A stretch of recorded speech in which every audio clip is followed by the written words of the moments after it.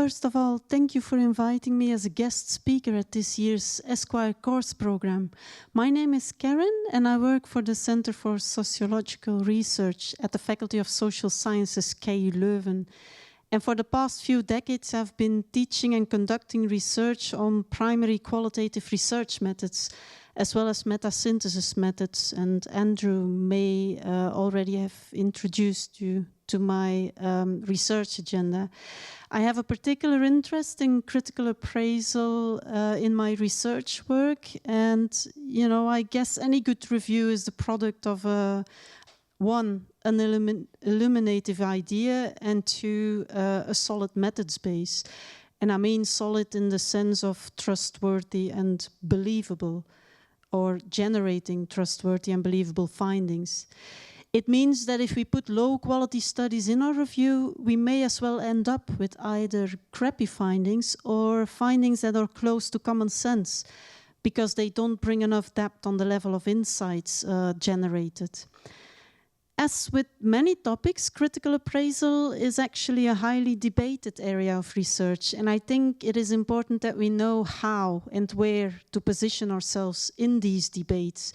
And this is basically why I want to emphasize the element of position in this talk about quality assessment, because some debates are very difficult to solve, or maybe are not even meant to be solved, because several parties in the debate may be partly right from their particular point of view.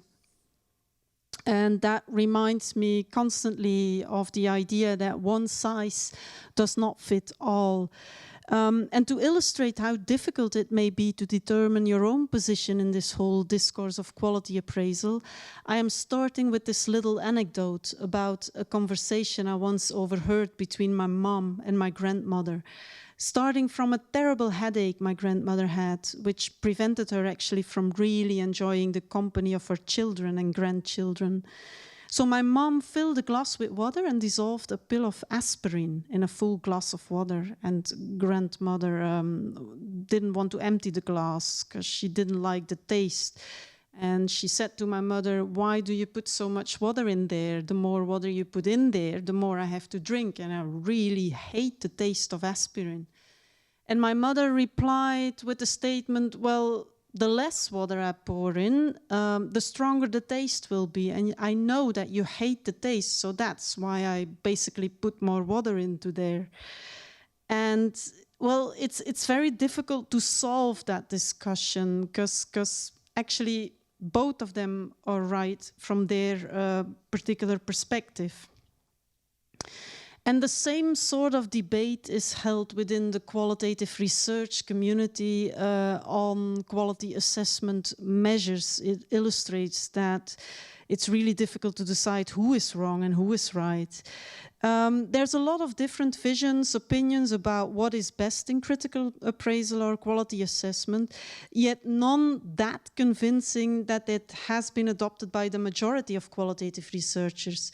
And a large part of this disagreement really has nothing to do with not being able to define criteria or to decide on a bunch of relevant criteria. It rather has to do with the fact that we might not all share the same idea about what is important to consider. And that again relates to our own philosophical personal stance in qualitative research. And maybe we give that aspect far too little attention in many of our qualitative research projects. On the one side of the spectrum, in critical appraisal, there are those claiming that it's actually illogical to attempt to predetermine a fixed set of criteria to appraise qualitative research, as the meaning of research actually only emerges in the interaction between the findings and a critical reader we write for.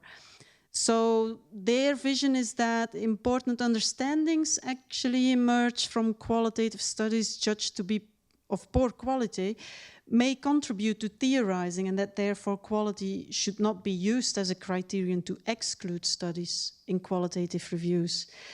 On the other side of the spectrum, there are reviewers who argue that if we reject quality assessment, we are undermining the very belief that qualitative research is a scientific process that has a valuable contribution to make to the advancement of knowledge. These people would generally state that without rigor, there is a real danger that research may become fictional journalism and that it would become worthless as a contribution to knowledge, and that we need to agree on some standards for good practice. Both are valuable points of view, but you already sense that you need to take a stance, and that stance often leads us either in the direction of qualitative scientist positions or the more qualitative inquiry position in our own review project. It becomes more easier to defend yourself against critiques from others if you are clear about your own position. And it makes it easier to answer questions such as, should I appraise? How should I appraise? And why? So the best advice I often give to people is to take a good, hard look at yourself and then answer these questions. Myself, I am a member of the Cochrane Qualitative and Implementation Methods Group, so I might substantially have been brainwashed in their risk of bias discourse, beyond my personal control even. But I also had a life in circus where the imaginary runs freely, and this helps me to see the good in each position and potentially help others to do so as well. To me, the whole area of metasynthesis has always been like a huge circus tent. It hosts a large variety of different approaches, yet they operate by different mechanisms. There's the qualitative science camp that is firmly grounded in scientific methods. The more extreme forms of scientific sciences approaches, they advocate the use of a priori theory or patterns of meaning that allow us to compare new data against these predefined frameworks and confirm or disconfirm earlier beliefs. And these refined patterns at the end of a review project are then meant to make complex situations more simple. They allow us to understand a particular phenomenon, but also theoretically predict events and situations or circumstances, whatever you're researching. And this approach is taken by qualitative reviewers who are mainly data-driven. So they put high interest in linking their statements directly to statements of authors of original studies. And they preferably back up their statements with quotes from raw data. And hereby they wish to emphasize the credibility of their findings. They take things apart and then reconstruct the storyline, and the role of the reviewer in interpreting the findings here in the qualitative science camp is actually rather limited. I think their main focus is accurate description of a particular phenomenon. So suppose we would be interested in how literacy levels in dealing with healthcare information evolves over time, then they would predict a potential pathway based on a study of the literature and then map relevant qualitative findings against that framework to confirm or refute it. The other camp could be called the qualitative inquiry camp, and these reviewers are not so much concerned with decomposing things in order to understand things, but rather create new configurations from the evidence under study. And they study events, life circumstances, situations on their own terms from a more holistic perspective. And within these approaches, the reviewer really matters as a person. It's not merely a gatherer of or reporter of information. He or she has an active part in the synthesis and may even have a critical agenda towards the topic. And so in terms of, for example, exploring health literacy levels, they often would start with a much more open question, problematizing particular aspects of health literacy programs and exploring experiences of people in terms of obstacles and facilitators in dealing with health information. It's not completely opposed to the scientific camp, but it's another type of seeing or looking at things with a larger degree of interpretive freedom, if you like, for the reviewer team. And stating that all sorts of views of review teams neatly falls into one of these two camps would be too simplistic, I guess. Most of them are to be positioned somewhere on the spectrum between qualitative science and qualitative inquiry. But maybe by listening to this talk so far, you've got quite an idea yet about where you might sit. So a categorization is by no means an absolute truth, but we argue that the perspective or the worldview that developers of these methods have and review authors may have, that they differ substantially.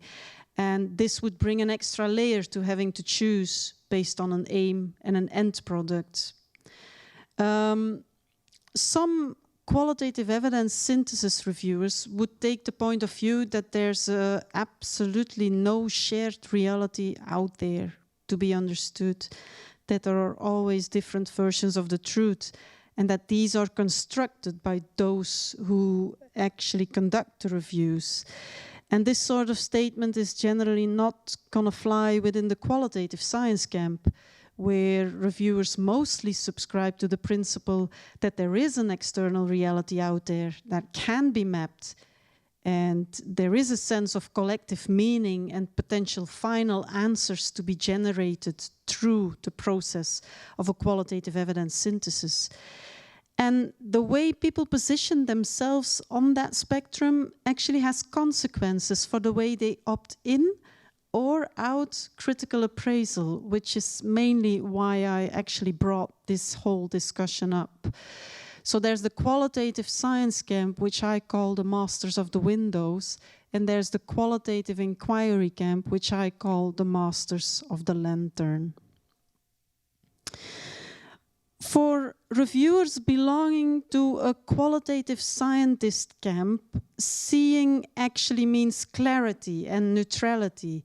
They rely primarily on their senses and empirical findings.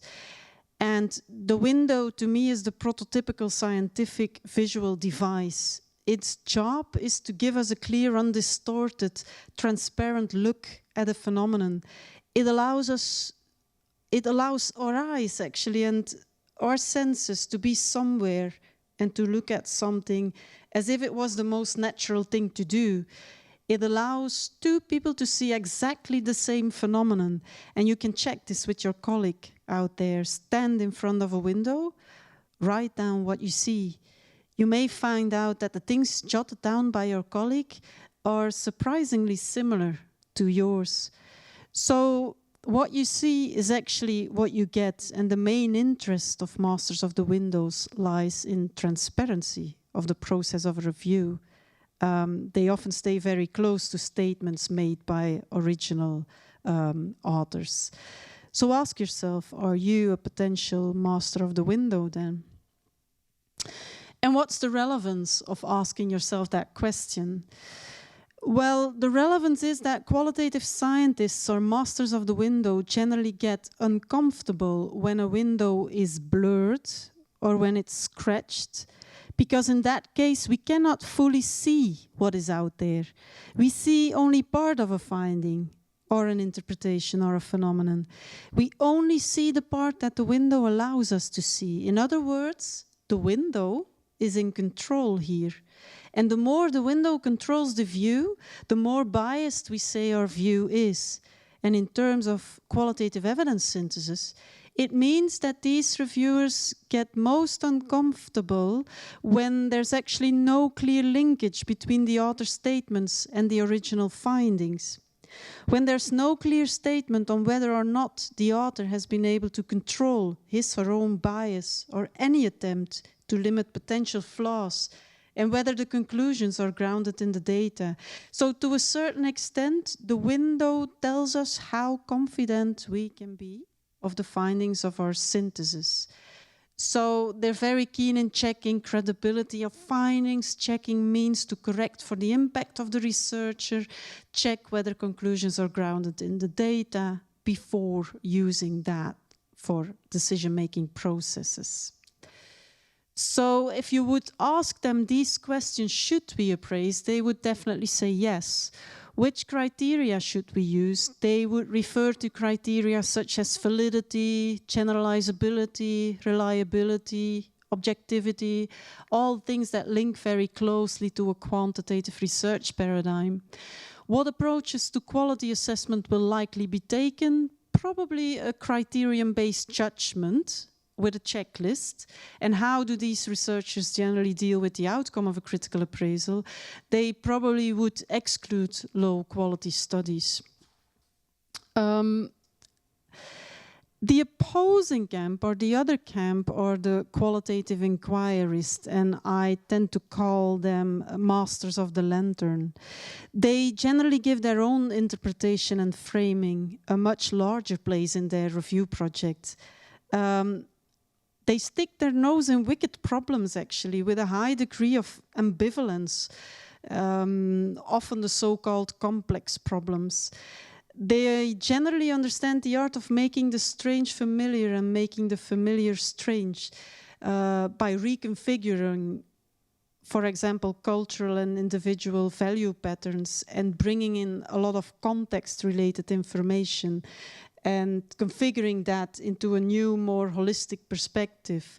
So rather than being descriptive, as most qualitative scientists are, in their case, the whole is more than the sum of the parts. And where the intention of qualitative scientists is to summarize information, here the intention is to configure new information.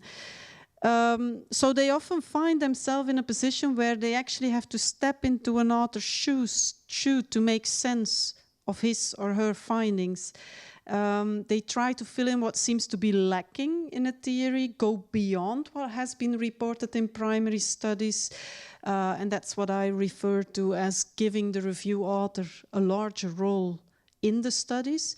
And sometimes they even problematize the findings of the original authors. They shed light where there has been no light before. That's why I call them masters of the lantern, because they stick their light in a dark corner where no one has stepped before. And that, to me, is a good illustration of what illuminative power might look like. Also, qualitative inquirists experience discomfort, but their discomfort lies in the very act of critical appraisal, because their main focus would be the relevance of an idea in terms of what it contributes to the development of their theories. So their main basis for inclusion is relevance rather than quality. And one of their worst fears is that in critically appraising the methods used in a study, that the general idea behind the method or the content that matters, actually gets lost, or even worse, that we might end up with 2 studies only that meet the methodological quality criteria, while there's a whole bunch of evidence out there that contributes to our understanding but comes from studies that may have been judged as unfit for purpose due to methodological choices that primary authors have made and might not fit our particular standards. So they basically base their judgment on relevance and utility for the storyline to be developed. If you would ask them, should we appraise? They would probably answer with not necessarily. Which criteria should we use? They would have a different set of criteria, highlighting incisiveness, getting to the heart of a research issue, or penetrate with a certain meaning and be sharp with it. Things like concision, helping others to see things from a fresh perspective.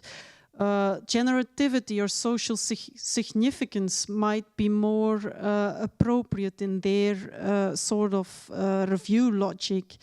Findings need to have relevance for future generations, and we need to think about how to transfer our findings to other settings so that a lot of people can draw from it. And that fits the whole idea of illumination very well. What approaches to quality assessment will likely be taken by these reviewers? Probably an overall judgment approach. They tend to be more holistic in the way they approach a primary qualitative research study. How do they generally deal with the outcome of a critical appraisal? They tend to use it, if they do it at all, they tend to use it as a baseline measurement rather than seeing it as a measure to include or exclude studies. And what we've seen over time is that one of the problems is that those who portray themselves as idealists or qualitative inquiry researchers or reviewers tend to adopt the rules of qualitative scientists anyway, because there's this dominant stream of review development that started in the evidence-based discourse that has set a few standards that are often followed by people but might not always be the right fit. So we need to be careful about that. To put both perspectives back together, qualitative scientists are most commonly found in the aggregative review area, and these reviews predominantly add up the findings from primary studies to answer a review question. So the lead idea is to accumulate knowledge in order to create a more robust and therefore more trustworthy measure. I once went hiking in Wales where there's a lot of mist and the paths are very hard to see. And in such context, piling up stones to indicate the direction proved very helpful, as opposed to, for example, putting one stone on the floor with an arrow on it. Configuration, or the qualitative inquiry camp, they take a slightly different approach. They predominantly arrange or configure findings from primary studies to answer a review question, but tend to be associated with questions that generate new theory or explore the salience of existing theory in particular situations. So the process can be likened to the patterns in a mosaic in which the findings from each study are slotted together to form a coherent whole, and the new idea that emerges from doing that, it's more of piecing together research knowledge from different contexts. And to end up our storyline about positioning yourself, qualitative inquirers would subscribe to the argument that the impact of researchers on research is inherent to the way qualitative research is conducted. And they may prefer critical appraisal instruments that focus on issues such as thick description, the innovative nature or value for practice of findings. And most of the time this means that epistemological stances from a post-positivistic review tradition are not really compatible with this point of view. The qualitative scientist camp, on the other hand, highly values the validity of primary studies and would prefer a critical appraisal instrument that is sensitive to these aspects, with criteria such as all statements should be well grounded in the data and the impact of the investigator on the study results should be reported. And this particular point of view is obviously more in line with more positivistic traditions in systematic review areas. So basically, to sum up this part of the presentation, the most relevant question to ask yourself is, who am I and what does this potentially imply for the choices I make? I know this is a really difficult exercise, and some people might think, I don't think I fit anywhere in there. They might be right, because there's a third way of dealing with critical appraisal instruments, which is more pragmatic in nature, and which we're gonna talk about or give a few examples of. So apart from qualitative science and qualitative inquiry, think about pragmatism as your primary orientation as well.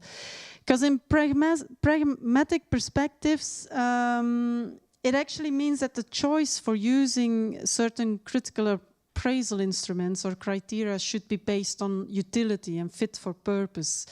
And these reviewers should select critical appraisal instruments that are suitable for the retrieved original studies.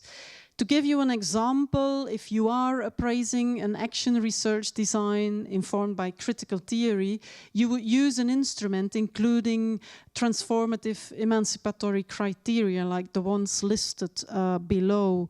And those very familiar with critical theory, they may recognize some of the core principles of this particular reviewer position. The willingness to empower participants and include them in your review process. Sensitivity to co-create and conduct research with participants rather than about them. And the goal to achieve change on a social political level, make people aware of the structural and cultural forces that determine their position. So in line with this perspective, the criteria actually touch upon many of these particular dimensions. Another example is the mixed methods research area that has recently gained a lot of momentum. A pragmatist would take that into account and work with criteria specifically developed for mixed methods studies. And so the question that underlies pragmatism in this regard is what criteria would allow us to assess the added value of the mixed method component in these primary studies. And you could come up with some criteria such as, was it appropriate to opt for a mixed methods research study here? Have both strands adequately been integrated? Was there a rationale for mixing findings of quantitative and qualitative studies? Did the authors report on potential benefits of triangulating these designs? And did it help people to minimize bias? And has that clearly been documented? Apart from determining your position, and maybe there's more positions than the ones I touched upon, you have to choose a few other options. For example, you have to think about whether you're going to use an existing instrument developed by someone else or a self-compiled set of criteria.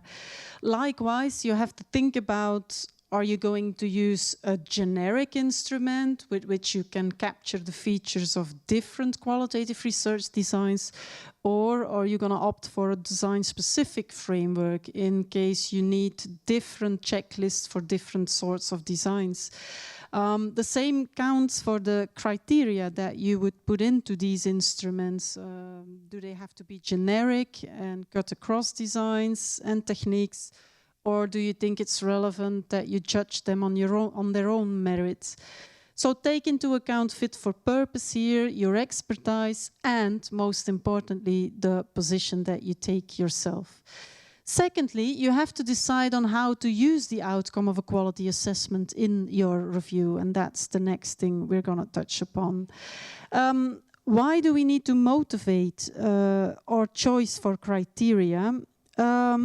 I happen to have studied barriers and facilitators to the implementation of evidence-based practice in the context of my personal PhD project. And I recently came across a review from Swennen and colleagues on that particular topic that included none of my studies. And when I critiqued the reviewers for having missed my studies, they got back to me with inclusion criteria, and one of the inclusion criteria they used was the idea of methodological triangulation. So they excluded over 80 from 133 studies because they did not use a strategy of methodological triangulation, which means the use of more than one data collection or more than one analysis technique in a study. And so they considered methodological triangulation as a measure for robustness. Well, I can think about a few alternatives for measuring robustness of findings, such as, for example, cross-checking of observations, or the use of multiple observers applied in many studies, but these weren't considered here. And what I learned from this particular case is that it's really important to motivate why something is a valid methodological reason for excluding articles, and you know, don't choose them because of time or resource limitations. A few years ago, I published a comparison between different instruments to evaluate the extent to which they were able to assess validity in research. And that refers to the credibility or believability of findings more generally. I thought it would help me to decide on an instrument for my critical appraisal exercise in my personal reviews. So I evaluated their strengths and weaknesses in terms of achieving validity. And I compared two very commonly used critical appraisal instruments that you may come across in the practical exercises related to this course, which is the CASP, or critical appraisal instrument, and the Joanna Briggs CARI instrument. Both actually have 10 criteria, but the criteria they propose are slightly different, which was interesting to compare them. I compared both instruments for the main criteria they featured, not particularly for the explanation in their user guides, so that needs to be taken into account when judging these results. I found that both instruments focus really hard on the accuracy of the audit trail, which actually is the quality of reporting of an article, but they differed on several dimensions. For example, the CARI instrument didn't feature a criterion that judged the value of research for a broader community, what we called in previous slides, the generativity or social significance principle, while CASP included one. CASP did not feature any criterion that asked for a theoretical framework from the authors. They weren't as sensitive to context as a general issue, and credibility of findings as a core criterion. Also, the evaluation of findings was not as dominantly present as it was in CARI. So basically the message is that instruments do differ from each other, and that we need to be careful about our motivation to choose one or the other. And in ideal circumstances, you would choose something that fits your own position as a researcher. Which brings me to basic strategies to deal with the outcome of a critical appraisal exercise. The most simple ones are to use your outcome to in or exclude a study, like many qualitative scientists would do. You know, you decide on a cutoff point of, let's say, 7 to 10, and everything that falls below is actually out or judged as low quality. If you want, you can even weigh certain criteria in the list of 10 more heavily than others. Or you could use your critical appraisal outcome as a baseline measure for quality without excluding anything, but maybe potentially discuss differences in quality in your discussion section. A strategy that is gaining more attention lately is to assign more weight to studies that score high on quality or findings that are judged to be of higher quality. And so I'll talk you through 3 different strategies. The first one is sensitivity analysis. Is gaining a lot of momentum in the last couple of years. You can assign levels of evidence to findings instead of judging the quality on the study level. And there's even a more mathematical approach that is in an explorative phase, which combines frequency of themes with quality appraisal issues and explores what the merit is of that. Sensitivity analysis actually involves testing how sensitive the review findings are to the inclusion and exclusion of studies of different quality. So basically, you conduct a full qualitative evidence synthesis, including all the findings, and then you strip the findings and the models that you generate from the lower quality findings, and you evaluate what is actually lost in terms of insights at the end of the synthesis. Andrew Booth and his team have conducted some sensitivity analysis on their review project, asking themselves, should we exclude inadequately reported studies from qualitative systematic reviews? And they proposed 2 cases on which this has been tested. The word inadequately reported is crucial to mention here, because basically we cannot start to assess a study unless it is adequately reported, and that's a bit of an issue, because it's not because information is lacking that the study has not been conducted according to the state of the art. Sometimes authors have a valid reason for why they do not include certain insights, and some reviewers would get in touch with the authors if they notice that particular crucial information is actually lacking.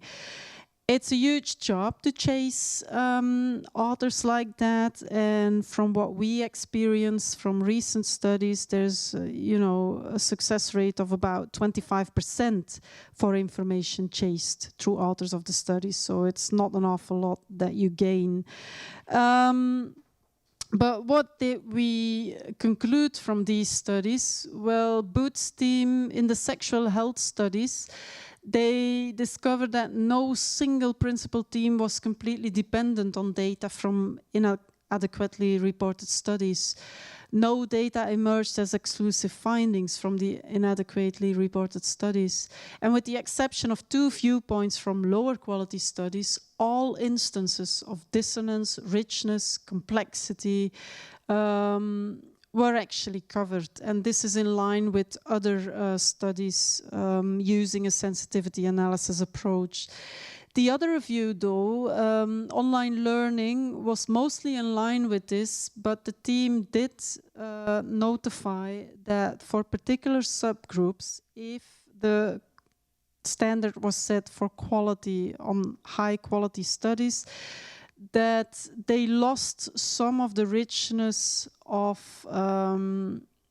the study in excluding findings, because they lost one particular subgroup there on nurses that seemed to be voiced in less quality studies.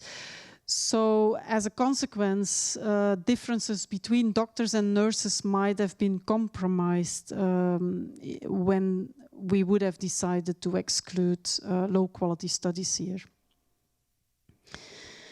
Another strategy to deal with weighing evidence is to assign levels of evidence to findings, which has been done in this particular example on obstacles to implementing evidence-based practice in Belgium, which was a context-specific qualitative evidence synthesis, where findings from different healthcare disciplines were actually merged. And we chose to exclude unsupported findings, and I'll come back to that in the next slide, because there were 3 levels of evidence we assigned to findings. One level of evidence was unequivocal evidence, and it basically meant that statements of the review author were supported by participant quotes, and that these quotes were very much in line with the statements that the authors made, so that no different interpretation was actually possible there.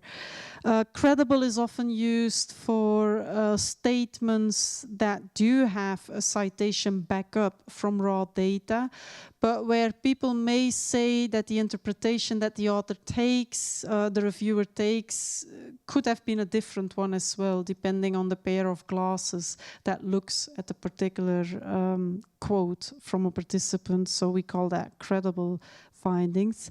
And then unsupported means that a review author makes a statement for which he has no clear trace of evidence. It does not particularly mean that there is no evidence, but that the review author may have chosen not to report it, maybe for word limitations and so on. But in this case, excluding findings may be an interesting alternative to excluding studies as a whole, which was the logic we actually implied. And as you can see here, these levels, unequivocal, credible, and are actually assigned to particular findings in this review. A third strategy, which is a bit more quantitative in nature, a bit more mathematical in the way it is explored, is weighing the evidence based on linking frequencies of themes to qualitative measures, which is an approach developed or explored by Henny Boeye from the Netherlands and her colleague Florit van Wezel. So what they did was count the frequency of a theme in an included article and then combine this frequency with the weight of quality appraisal done by expert judgment. So they compared expert judgment outcomes with outcomes related to the use of a checklist. And some of the insights we generated from here is that some articles scored low on the checklist but passed the expert judgment, and the main reason for that was that expert judgment takes into account significance of the findings for models in development a bit more than those using a checklist. We also learned that there's a stronger presence from themes that frequently occur when critical appraisal is applied, and a general downplay of less dominant themes. So some of the conclusions of this study linked into topics that were frequently studied in a methodological sound way were perceived as strong evidence for the value of the findings here, which is a controversial statement given the fact that some researchers or reviewers would not think in quantities to evaluate value, but rather in terms of richness, where every single theme would be a building block for a theory to be developed. But they concluded that not all studies are of equal methodological quality, and this should be accounted for when integrating findings, or at least there should be a discussion about that. I think I've presented a lot of options on critical appraisal here. Some of my closing remarks are that checklists may only capture what has been reported. So we don't really know what is in the head of the primary research author unless we dig deeper and we ask for missing information there, but that is a timely issue. To validate is also to investigate, to check, to question, and to theorize. All of these activities are integral components of qualitative inquiry that ensure the rigor. And we have to be aware that in evaluating validity at the end of a study, so actually post hoc, rather than focusing on processes of verification during our studies, we run the risk of missing serious threats to validity until it's too late to correct them. And so the process of primary research inquiry is where the real verification actually happens. So the implication is that basic qualitative researchers should be motivated to adopt techniques that improve validity and actually should be guided in how to report qualitative research in order to facilitate critical appraisal exercises. I guess that's what I wanted to say to you today, and I thank everyone for your attention. I know it's very hard to follow a lecture when you don't have a face to look at, but feel free to call me with any questions. I'll be available to answer them. Thank you for listening.